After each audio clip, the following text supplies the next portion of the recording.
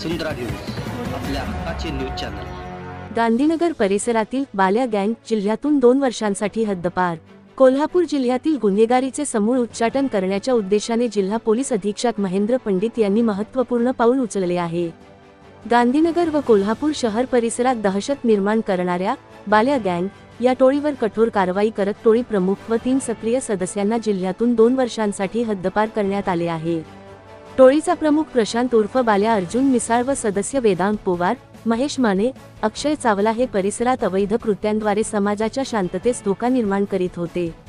त्यामुळे गांधीनगर पोलीस ठाण्याचे निरीक्षक यांनी महाराष्ट्र पोलीस अधिनियम 1951 च्या कलम 55 अंतर्गत हद्दपारीचा प्रस्ताव पोलीस अधीक्षकांकडे सादर केला होता। उपविभागीय पोलीस अधिकारी इचलकरंजी यांनी सखोल चौकशी करून अहवाल सादर केला।